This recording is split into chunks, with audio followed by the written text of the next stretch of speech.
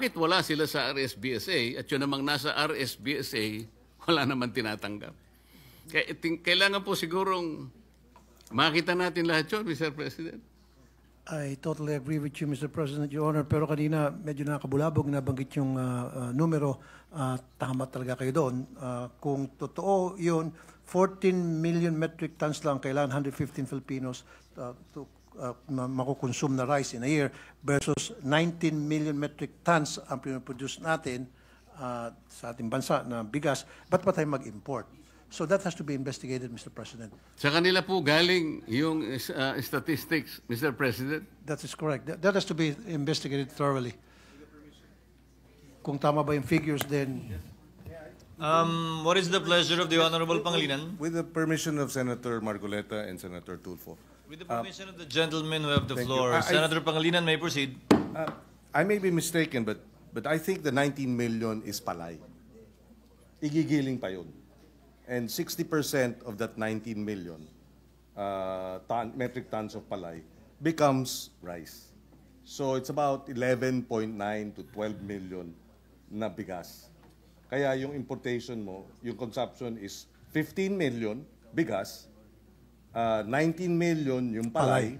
Pagka yan ay giniling, magiging 60%, which is about 12 million. So yung gap is about 2 million metric tons. 2 to 3 million. So dapat import natin no more than 3 million. Dapat if we go by that ganon, statistics, those numbers. Hindi 5 million, no? Okay. So, well, again, we will have to check the data, but I think that's... We have to check the data, Mr. President, because what I got, hindi po pala ito. Because alam ko po ang conversion rate, 67% po ang conversion rate mula sa palay sa pagiging bigas. Kaya nga po ako'y nagtaka, kahit na halimbawa gawin po nating palay ito, mataas pa rin po yung production kaysa sa consumption.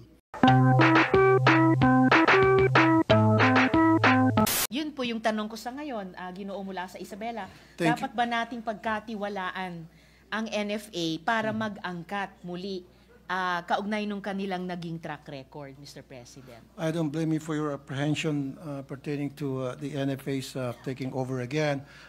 And I do acknowledge, Mr. President, Your Honor, na tad-tad talaga ng korupsyon itong NFA noon. Kaya nga po natanggalan sila ng powers pertaining to that.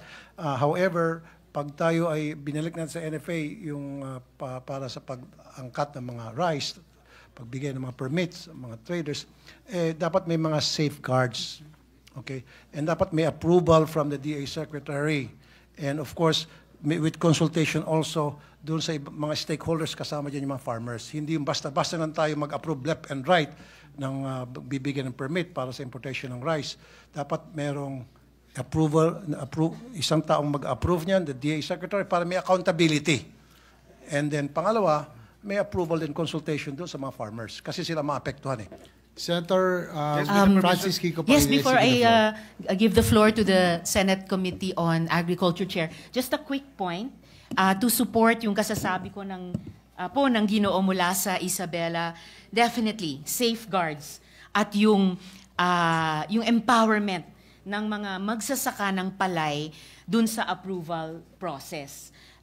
Tingin ko yan yung kailangan nating tignan muna o isama kung i-consider nga ng Kongreso ibalik sa NFA itong tungkulin na mag-angkat. At this point, Mr. President, I give the floor to the Chair of the Senate Committee on Agriculture. Yes, Senator Pangilinan is recognized. Yes, if I may just interject. The matter of returning or giving back certain powers to the NFA, Mr. President, we will look into, and the safeguards that are being recommended, we will likewise look into. Just for the record, Mr. President, this representation was chairman of the board of the National Food Authority from 2014 and 2015. And in the 42-year history of NFA, the first time that government-to-government bidding failed, there was a failed bidding, was under my watch. Precisely, we rejected overpriced offers of Thailand and Vietnam.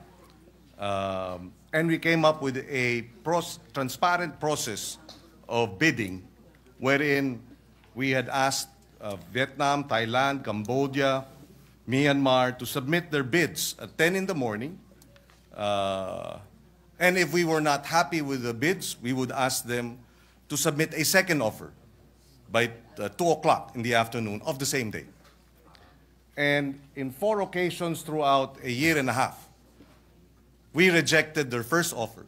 And in 4 occasions, they submitted a lower offer, which saved the government, in a period of 1 year and a half, 7 billion pesos. The basis for our rejection for the first time in the NFA history was we had an approved budget for contract. Prior to our watch, there was no approved budget for contract for any government-to-government purchase. Meaning to say, the sky's the limit. And in our first experience, as we went through the bidding process, 3 weeks after we announced that we were to purchase 500,000 metric tons through an open tender, which was the first mode that we implemented, rice prices in the world market went up by $30 per metric ton sa loob ng 3 linggo. At dahil meron kaming approved budget for contract, based on yung presyo ng world market prices ng 3 rice price monitoring international agencies, we got the average, therefore plus minus $5, yun yung aming approved budget for contract. E tumaas ng $30 per metric ton in 3 weeks. Ni-reject namin. The following week, world market prices went down by $30. Ibig sabihin, meron talagang kalokohan. And we will put those safeguards, assuming that we return the powers of the NFA to do G2G importation. All these must be in the law so that there is no discretion on the part of the NFA to decide how much prices of rice should be purchased, at what cost, etc. Kasi na nangyayari nun, lahat ng binibili nating bigas from NFA, inuutang natin sa Development Bank o kaya sa Land Bank. Kaya umabot ng hanggang halos 200 bilyong piso ang utang ng NFA. But for the first time in the history, when we brought down rice prices imported by 7 billion, nagawa natin ang paraan na mapababa yung utang din ng NFA. So it can be done, but it requires safeguards, and I agree, and clear-cut. Hindi pwede sa IRR ito, dahil lulutuin na naman pagdating sa IRR. Dapat ito sa batas mismo. Thank you, Senator Risa. Thank you, Senator Rafi. Thank you, Senator Pangilinan. If I may interject also, Yes, Mr. President. I being the principal author of the Anti-Agricultural Smuggling Law of 2016, medyo nakaka-frustrate kasi dati po laganap ang smuggling, naipasa po natin ang Anti-Agricultural Smuggling Law, naging ang NFA naman, kaliwat kanan naman ang issuance ng import permit. No? So, nawala yung smuggling, nag-morph siya into yung trading, yung trade, yung hoarding at iba pa. That's why we amended it to anti-agricultural economic sabotage. Pero napakaano talaga. Sometimes it's really frustrating that our government agencies are the ones, kumbaga, innovative sila, no? Napapalusot. Kaya we commend Senator Tulfo for bringing this up, and hopefully we can really put the necessary safeguards to protect our farmers. No? Magaling, innovative talaga. Nung nalagay yung anti-agricultural smuggling law, import naman ang import. Kaya nag-evolve naman sila. So, we really have to put the necessary safeguards. Thank you. Salamat po, Mr. President. And so, dagdag na lang, mula sa Isabela, speaking of the safeguards, so, dun sa intervention ng chair ng Committee on Agriculture, siguradong kailangan yung isang safeguard ay isang vigilant at saka decisive na leadership sa NFA at saka sa DA kung i-consider nga po yung ganitong amendment sa batas. Yung susunod ko pong tanong, kanina na itanong ko, pagkakatiwalaan ba dapat natin ang NFA na mag-angkat? Ngayon din, should we trust NFA to handle rice stocks well? Again, what has been their track record? And I ask this because concerns about the NFA's efficiency and market impact under its pre-RTL mandate are well documented. Its operations were frequently criticized for inefficient storage and handling, leading to substantial wastage. For example, ito mula po sa House hearings, 2 pesos 47 centavos were reportedly wasted for every kilogram of rice imported by NFA. In 2011, about a third of imported rice went to waste due to these inefficiencies. So, given yung ganitong mga track record, dapat ba natin pagkatiwalaan ng NFA na alagaan yung rice stocks natin? Yes, Mr. President, Your Honor, I really do agree with you na doon sa tanong nyo kung dapat mapakitiwalaan. Even I myself, nagdududa nung una. Pero after na napag-isip-isipan ko, why not give it another chance? Pero dapat meron talagang monitoring at of course may mga safeguards to ensure na tama yung ginagawa ng trabaho at hindi sila mapapasukan ng sindikato at yung nagtatrabaho doon ay mga taong meron talagang pagmamahal at pagmamalasakit sa ating mga farmers. So dapat yung ilalagay natin dyan sa NFA, yung siguro dating farmer o may experience sa farming at may pagmamahal talaga at may puso para sa mga farmers. Hindi yung kung saan-saan lang pinulot sa kalye, nagtitinda dyan sa bangketa, ng sigarilyo at kaibigan tayo, gawin na kitang NFA administrator. I'm just kidding, Mr. President. Ganon kasi nangyari ko minsan. It's not what you know, it's whom you know. Kaya sana maiwasan natin ganong klaseng practice, especially dito sa NFA. Dapat mapangalagaan natin yung kapakanan natin mga farmers and by doing so, dapat experience talaga. May experience, may integrity, yung ilalagay natin dyan sa NFA. And of course, kasama na rin yan, palagi natin minomonitor at palagi natin may safeguards. And of course, sa lahat ng mga desisyon, especially pag sa importation ng mga bigas, may consultation sa mga farmers kasi sila tatamaan dito in the end. Mr. President. Salamat, Mr. President, at Ginoo mula sa Isabela. Nabanggit po ng good gentleman yung isa sa mga paborito kong salita, yung sindikato. Sobrang tagal na isa ito siguro sa pinakamasahol na krimen, na ipagkait sa bibig ng mga kababayan ang pagkain, ipagkait pa sa bibig ng mismong nagtatanim at nag-aani ng pagkain, ang pagkain. And I think kung isusulong ng Senado natin ang pag-amyenda ng batas na ito at ipatutupad talaga ng tapat ng DA at ng NFA given amendments and safeguards, isa po itong matagal nang hinihinging pagwawasto. Mr. President, Ginoo mula sa Isabela. Sunod ko pong tanong, can we expect NFA to handle the volume and timing of rice stock releases into the market so that farmers will not suffer? I ask this because NFA's price fixing through heavy imports often depress domestic farm gate prices for local farmers. Despite its dual mandate to stabilize prices for consumers and support farmers, yung pinag-uusapan po nating balanse, these goals frequently led to mutually conflicting results, penalizing both consumers through artificially high prices compared to world markets, and producers, penalizing producers also through depressed farm gate prices. So, maasahan po ba natin ang NFA na i-handle yung volume at saka yung tamang timing ng rice stock releases sa merkado para hindi naman po mapinsalaan yung mga magsasaka, Mr. President? That is correct, Mr. President, Your Honor. Before giving back the powers to import rice sa NFA, dapat gagawin muna tayo ng mga thorough study and maraming stakeholders dapat involved at pag-aralan yan and then available yung mga data kung dapat ba talagang ibalik na natin sa NFA yung powers sa G2G importation ng rice. And like I said, always palaging involved yung mga farmers natin dahil sila naman talaga at the end of the day ang tatamaan dito. Salamat, Mr. President.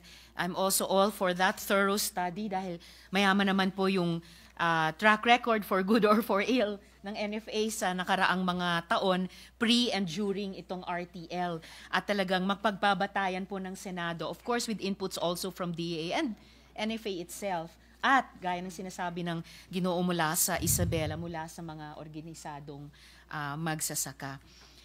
Sunog na tanong po, if retail prices did not go down, shouldn't the response be to get PCC recommendations, so yung Philippine Competition Commission, and identify bad actors in the industry instead of bringing in the NFA, which may turn out to be just another bad actor like it was in the past?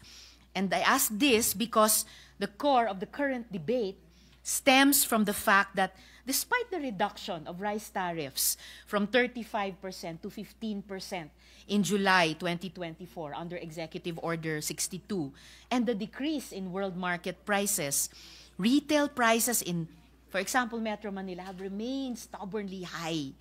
The House Murang Pagkain Super Committee found that the benefits of reduced tariffs were scooped up by importers and intermediaries rather than being passed on, those benefits passed on to consumers. So, kung hindi bumaba yung retail prices, hindi ba dapat ang tugon natin kunin na lang yung mga rekomendasyon ng PCC tapos tukuyin yung mga bad actors sa industriya sa halip na ipasok sa eksena yung NFA, Mr. President? You're on point, Mr. President, Your Honor, yung pagsabi nyo, despite the fact na bumaba na yung tariff pero mahal pa rin yung presyo ng bigas, that has to be investigated. Why? What went wrong? Someone must have done something that is not right, and this is the reason kung bakit yung mga bigas ay mamahal pa rin. So, pagdating ng mga hearings natin sa agriculture, and we have to look into that. And kasama ako doon para magbusisi. And of course, magdala tayo ng mga eksperto sa farming para malaman natin kung ano yung problema at paano natin mapaganda pa yung production ng ating bigas at kahit na meron tayong importation ng bigas, paano natin mapanatili yung integridad ng ating NFA para tama yung mga ginagawa ng trabaho, allowing the importation of rice only to fill the gap. Hindi pwede yung nag-import tayo dahil wala tayong farm dito sa Pilipinas, wala tayong mga farmers. Marami tayong mga farmers dito, kulang nga lang sa support. So ang dapat, ang nasa isip natin, ilagay natin sa ating isipan palagi na yung pag-import is only to fill the gap na dahil kulang tayo sa supply. Hindi dapat tayo mag-oversupply na to the extent na binabaha na tayo ng mga imported rice na ikinamamatay na marami sa ating mga farmers ng kanilang kabuhayan.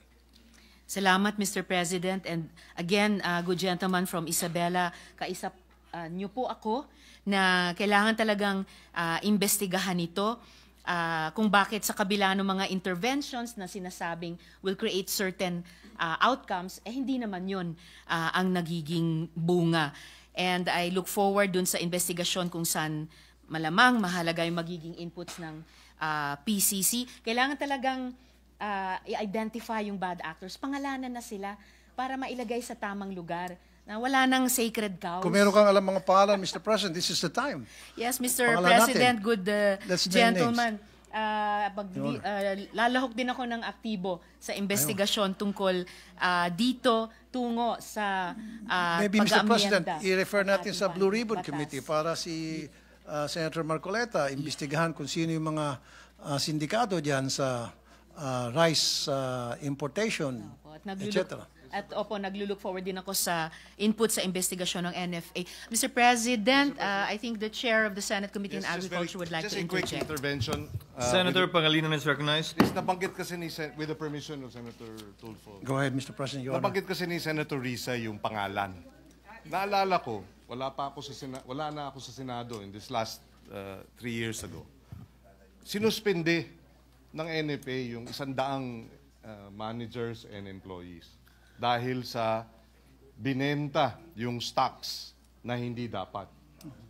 So, may pangalan yung NFA, pero kanino binenta yung stocks? Ba't walang pangalan? In other words, lumabas sa dyaryo, 100 NFA ang sinuspindi. Pati ang NFA administrator, natanggal Yeah. Pero I remember. binenta niya Binenta nila sa trader. Pero pag binasa mo yung media report, walang pangalan yung traders. Ba't hindi sila kasama doon sa pananagutan? At ganyan ang nangyayari. And then one more point maybe, very quickly, Mr. President, nabanggit kanina ni Senator Ejercito, Senator JV, may batas, pero mula noong 2016 hanggang ngayon, wala pang nakukulong. Wala pang nakukulong sa economic sabotage dahil wala pang nahuhuli ng smuggled goods na mas mataas sa 10 million. Pag tinignan natin lahat ng mga news reports, 9.7 million smuggled, 7.2 million smuggled, 4.7 million smuggled. Walang above 10 million. Kaya walang economic sabotage, walang non-bailable na kaso. Pwede ba yun since 2016? So dapat siguro, Mr. President, Your Honor, babaan natin yung amount na para may consider na economic sabotage from 10 million, gawin natin 5 million siguro if necessary. Well, ang mangyayari doon, gagawin namang report, 4 million lang ang smuggled. Babaan na babaan, Mr. President. So, kumbaga, ang sa atin, it's enforcement. I think, yeah, enforcement. The problem also is with the Bureau of Customs, Mr. President, kasi marami dyan sa Bureau of Customs, believe it or not, hindi lang sila mga opisyalis ng Bureau of Customs, kundi sila mismo ay mga smuggler or kundi man ka-social mga smuggler. So how can you stop smuggling kung yung mga kawani sa Bureau of Customs, sila mismo ang mga smugglers or partner ng mga smugglers? I wonder if our colleague is still able to accommodate a few questions despite... Yes, Mr. President, Your Honor. Okay. Thank you very much, Mr. President, Your Honor. Your Honor, alam po ba ninyo ang nakakain ng isang Pilipino na bigas sa loob ng isang taon? I don't have that data, Mr. President, Your Honor. According to the Philippine Statistics Authority, ang isang Pilipino po, ang tawag po nila rito ay per capita consumption of rice. 122 kilos daw po ang nakakain ng isang Pilipino sa loob ng isang taon. Sa mga tweed, kinuwenta ko po 122 kilos times 115 million Filipinos divided by 20 something kasi para makita po natin per metric tons. Ang national consumption po pala, base po sa kwenta ko, Mr. President, 14 million metric tons of rice. Ito po ay 2024. Nagtataka po ako bakit binase nila sa 115 million Filipinos.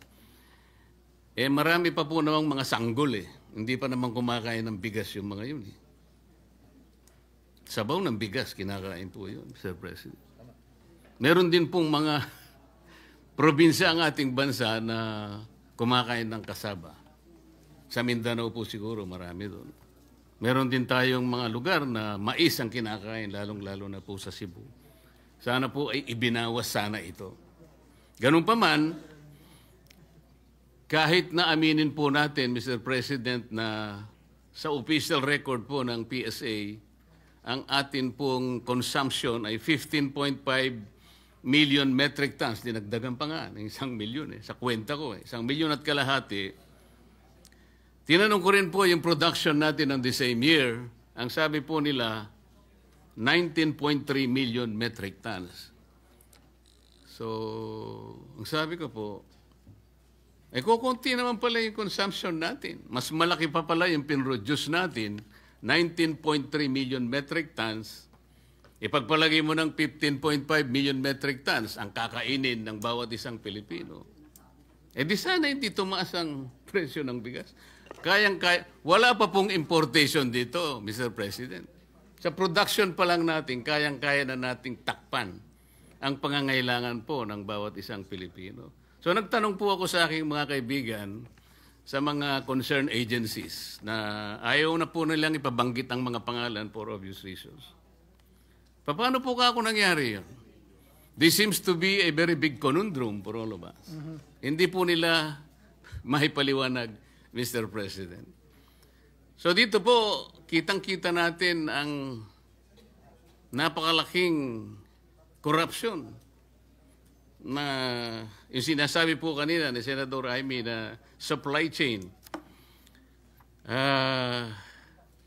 Kahit na po hindi natin tingnan doon Dito pa lang sa statistics na ito Sobra po ang ating production kaysa pangangailangan natin sa pagkain. Kaya nakakabahala po kung bakit wala pa pong importation dito, bakit ganun na po ang kinalabasan? Kagaya rin po ng mga naunang nag-interpolate na ako po'y tinawagan din ng ating mga kababayan na mga magsasaka sa Tarlac sapagkat ako naman po ay taga-Tarlac. At sa Pampanga, lalong-lalo na po ang Pampanga, sa Minalin, sa Florida Blanca, Candaba at Santa Ana. Halos umiiyak po sila one month ago sapagkat yung pong bagong gapas na palay ay binibili na lamang po between 7 to 8 pesos per kilo. Ang nabilad naman po, Mr. President, Your Honor, 11 to 12 pesos per kilo. Sabi po nila, umiiyak po sila literally. Nakakaawa po ang kanilang kalagayan kaya biniro ko na lamang po sila. Bakit ako po ang tinawagan ninyo? Kasi po Kapampangan kayo eh. Si Senador Lito Lapid, Kapampangan din.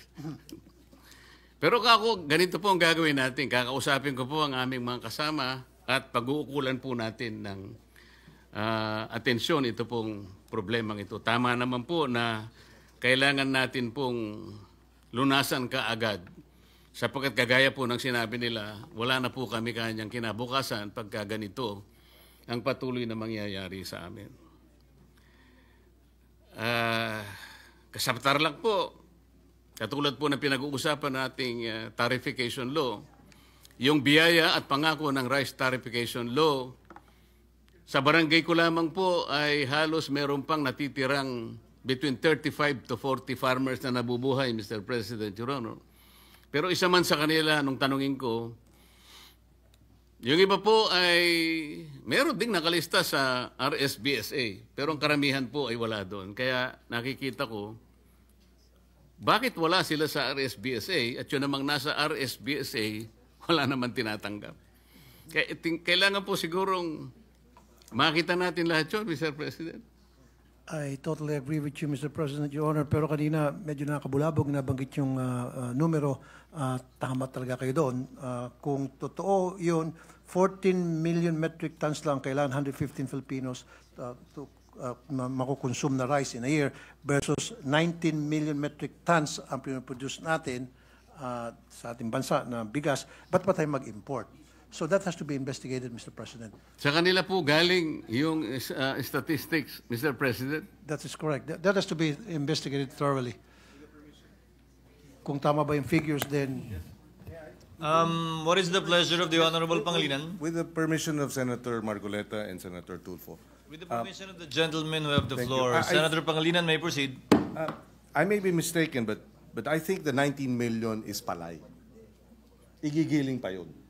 And 60% of that 19 million metric tons of palay becomes rice. So it's about 11.9 to 12 million na bigas. Kaya yung importation mo, yung consumption is 15 million bigas, 19 million yung palay. Pagka yan ay giniling, magiging 60%, which is about 12 million. So yung gap is about 2 million metric 2 tons. to 3 million. So dapat import natin no more than Well, 3 yes. million. Dapat, if we go by that pagka ganon, yes. statistics, those numbers. Hindi 5 million. No? Okay. Well, again, we will have to check the data, but I think that's... We have to check the data, Mr. President, because what I got, hindi po pala ito. Because alam ko po ang conversion rate, 67% po ang conversion rate mula sa palay sa pagiging bigas. Kaya nga po ako'y nagtaka, kahit na halimbawa gawin po nating palay ito, mataas pa rin po yung production kesa sa consumption. At kung aalisin nga po natin yung iba sapagkat ibinasi po sa 115 million, talaga naman pong karamihan po ng mga sanggol hindi pa kumakain ng bigas, masyado pong malaki ang base data na ginamit po nila. I agree, Mr. President, Your Honor. Mr. President, Your Honor, alam po ba ninyo na wala pong continuing o permanent commission para sa agriculture? Hindi po kagaya ng EDCOM. Meron po tayong Education Commission na ito po ay created by law. Kaya po ito ay tuloy-tuloy na nagagampanan nila yung pagsasakatuparan ng pagre-review, pagre-revisa yung progreso ng ating educational system. Ganon din po ang kuryente. Ang energy sector po natin, merong itinalagang JCEC kung tawagin. Ito po yung Joint Congressional Energy Commission na ito po ginawa rin ng batas.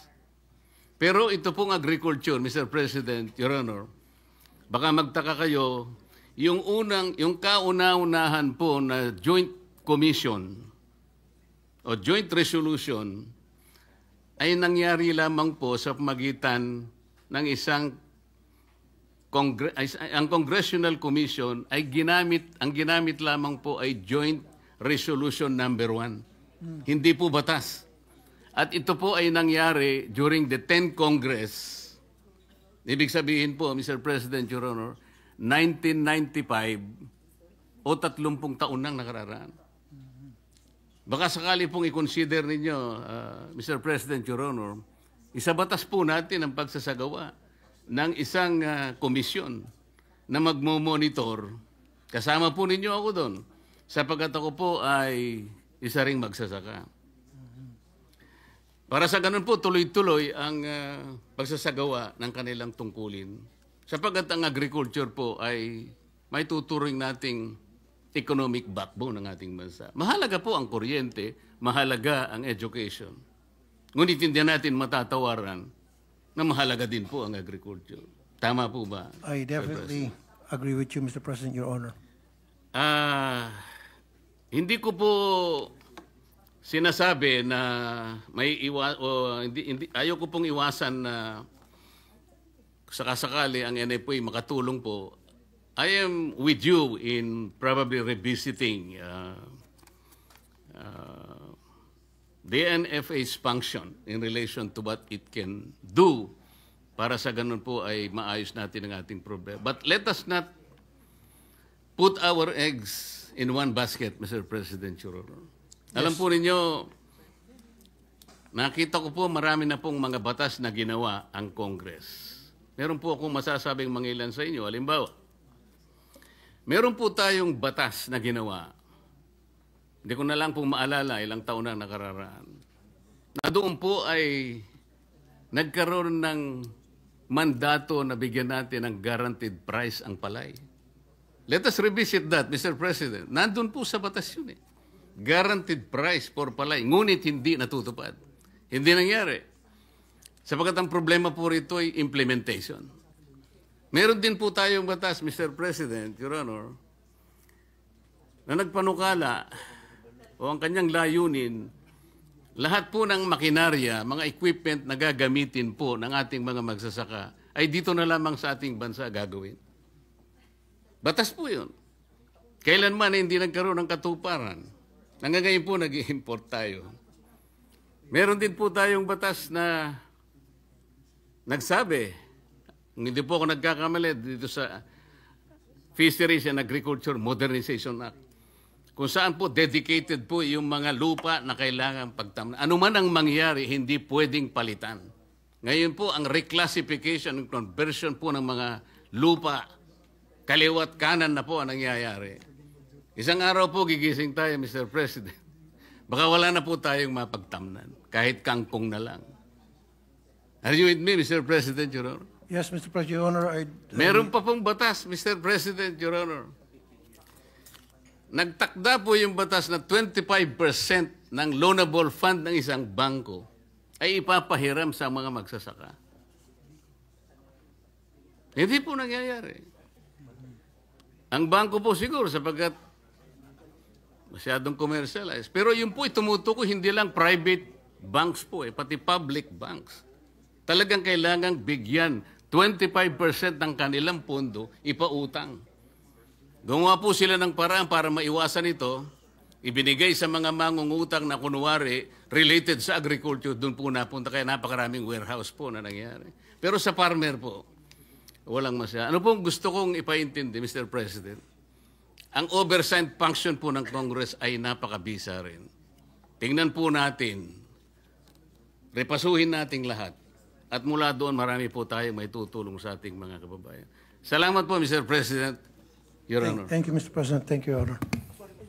Thank you, Senator Marcoleta. I think you are referring to the Agri-Agra law with respect to the assertion that banks should lend to the agriculture sector. Majority of the Leader. Yes, Mr. President, Senator Robin Hood Padilla seeking the floor. Move that he be recognized. What is the pleasure of the Honorable Padilla?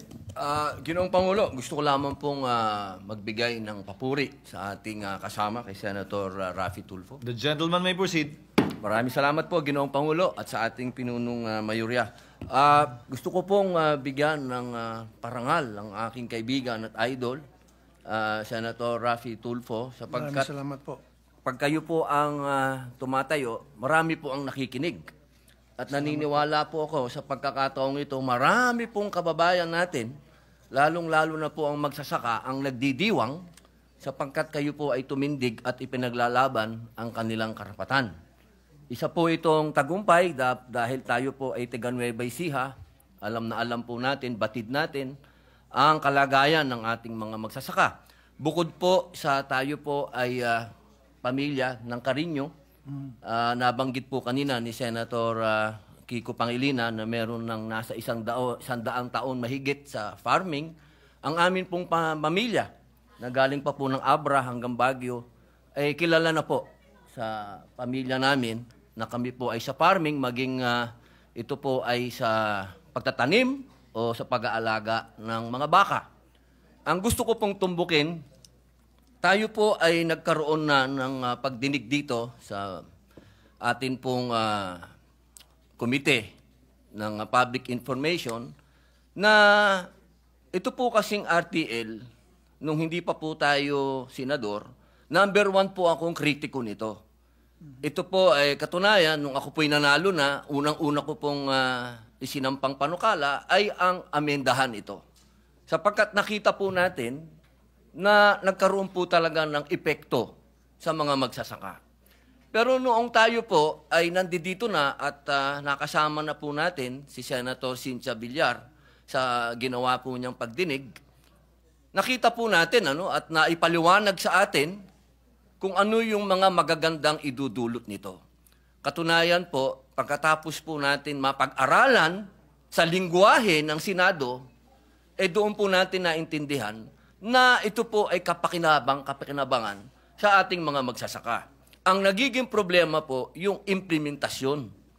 Napakagulo po ng implementasyon na yun din naman po ang punto ni Senator Amy Marcos. Ang akin pong naging pagdinig dito sa public information ay hindi po ito na ipapaliwanag ng maayos sa ating mga magsasaka at hiningi po natin na sana magkaroon ng pagpapaliwanag sa lingwahe nila. Halimbawa po, katulad po sa amin, hindi po siguro kalabisan kung magkakaroon ng pagpapaliwanag sa Ilocano.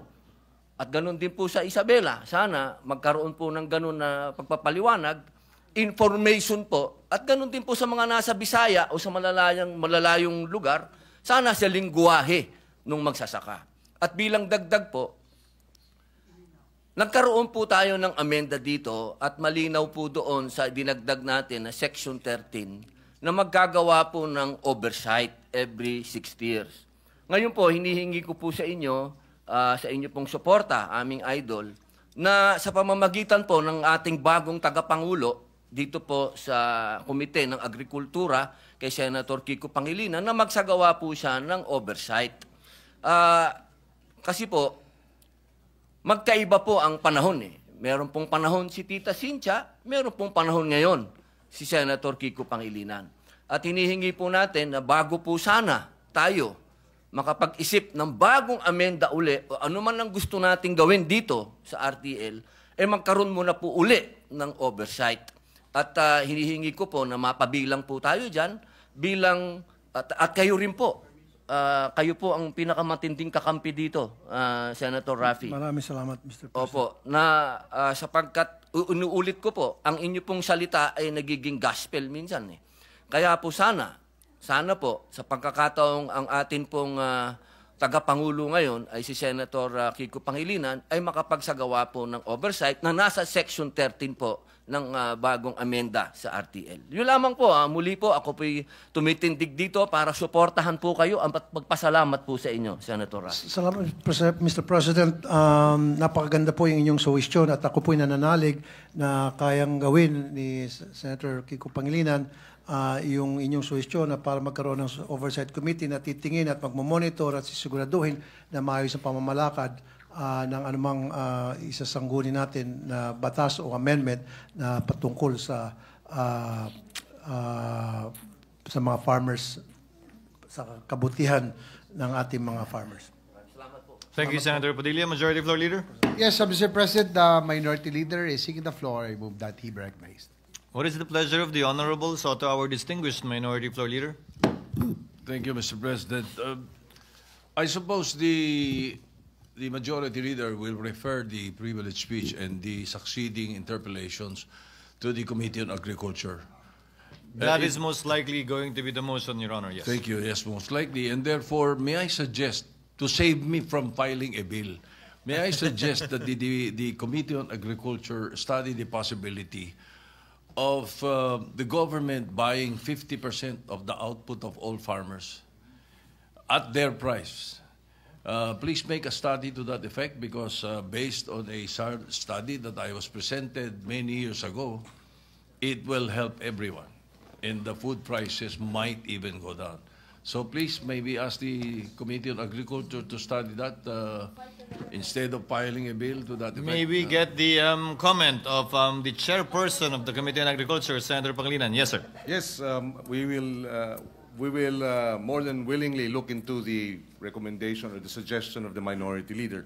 But having said that, Mr. President, we actually have the law, Sagip-Saka Act, which mandates that direct purchases by government to farmers and fisherfolk organizations are exempted from public bidding, negotiated contract for feeding programs, calamity relief, and other related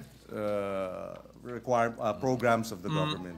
Therefore, an executive order, I'd like to think, mandating all government entities and departments to henceforth purchase palay, rice directly from cooperatives, rice farmers, even livestock, Mr. President, even dairy, even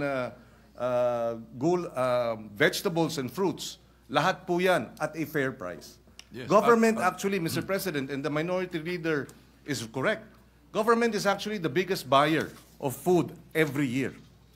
In fact, maybe the Senate President might look into, because we provide, for example, rice allowances for our employees. Of course, it's in the form of cash. Why not a portion of it become actually rice that we buy directly from rice farmers at the right price? Not the entire amount, but perhaps one sack maybe. If that is possible, that will directly benefit our rice farmers, and it will also provide precisely incomes for them, and of course the Senate. So, Mr. President, we will look at perhaps how an executive order a recommended executive order for the full implementation of the Sagip-Saka Act. Mr. President, Yes, and Your Honor. Senator Tulfo is recognized. Yeah, I do agree with the Senate Minority Leader that the government should be the one buying the rice from the farmers at a certain price. But the problem is we don't have enough warehouses. The NFA doesn't have enough warehouses. Matter of fact, in Isabela alone, mas marami pang warehouse yung mga traders kaysa sa NFA. So ang nangyari, yung NFA, kung kulang sila ng warehouse, saan nila i-stock yung mga binibili nilang mga palay o mga bigas mula sa mga farmers. So we should invest. I do agree with the Senate Minority Leader, but we should invest first doon sa post-harvest. At kasama na nga doon yung pagkakaroon ng maraming mga warehouses ng NFA. Sa ngayong ata, sa bawat probinsya, correct me if I'm wrong, isang warehouse lang bawat province. Dapat that should be more than that. Sa Isabela alone, siguro meron ka 50 or 60 warehouses mula sa mga traders. that's where the study comes in, Mr. President, because there is a successful experimental project to that effect that has been done by the Davao del Norte. The governor of Davao del Norte, Governor Hubaib, has been doing this for about 2 years already, and it's been successful. So LGUs could be used. FTIs in all LGUs could be possible. So again, the study correct. can be made by the Committee on Agriculture. We will do so, Mr. President. If I may add, Mr. President, with the permission of the Minority Leader and Senator Tulfo, the provincial government of Sorsogon, Governor Boboy Hamor, nakita niya, binibili ng trader yung palay ng 13 pesos isang kilo. Lugi. He decided, because meron siyang requirements, calamity relief, buffer stocking, bumili siya ng palay ng 20 pesos kada kilo. At nung binili niya ng 20 pesos kada kilo, because nga it is allowed under the Sagip-Saka Act, the following week, yung traders, binibili na ng 23 pesos per kilo.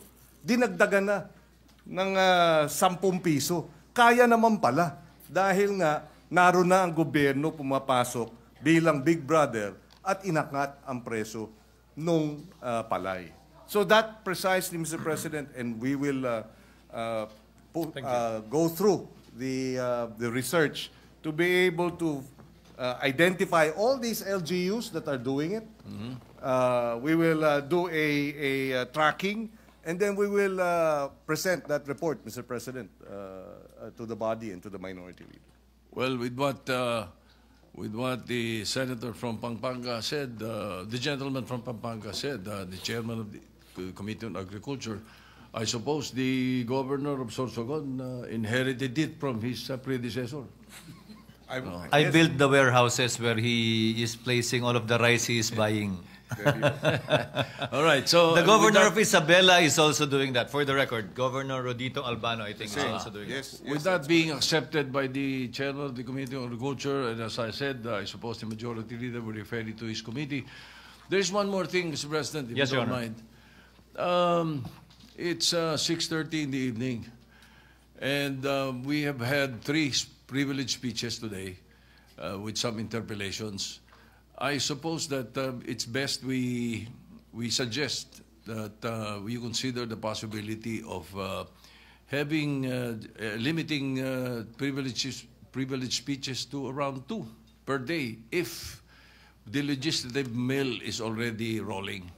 Now, when the legislative mill comes in, I hope we limit it to about 2 privileged speeches. Otherwise, we will be staying here for quite a while. It's very difficult for most of us to be staying here for that long a time, Mr. President. The chair completely agrees. The point raised by the distinguished minority floor leader is well taken, and we will advise the majority leader accordingly after consultation with the members. Thank you, sir. Thank very you, much, sir. distinguished minority floor leader. Majority leader. Mr. President, I move that we refer the privileged speech of Senator Raffy Tulfo and all the interpellations and manifestations thereon to the Committee on Agriculture, Food, and Agrarian Reform. So move, Mr. President. Any objection? Hearing none. Motion is approved. The speech as well as the concomitant interpellations thereto are hereby referred to the Committee on Agriculture, Food, and Agrarian Reform. So ordered. Majority Leader. Mr. President, as provided by the rules of the Senate, the 2 deputy majority leaders and 1 deputy minority leader are regular members of the committees. While there are 2 deputy minority leaders, the minority has designated Deputy Minority Leader Juan Miguel Zubiri to serve in that capacity. Accordingly, together with the designated Deputy Majority Leader, Senators Marcoleta and Ejercito, Senator Zubiri is a regular member of all standing committees. I so manifest, Mr. President. Any objection? Hearing none. Motion is approved. Majority Leader. Pursuant to Section 8, Article 8 of the 1987 Constitution, I move for the election of Senator Alan Peter S. Cayetano as the Senate's representative to the Judicial and Bar Council. So move, Mr. President. Being the chairperson of the Committee on Justice. Any objection? Hearing none. Senator Cayetano is so elected. Majority Leader. Mr. President, I move that we adjourn the session until 3 o'clock in the afternoon of Tuesday, August 5, 2025. Any objection? Tomorrow. Any objection? There being none, session is adjourned until 3 o'clock in the afternoon of Tuesday, August 5, 2025.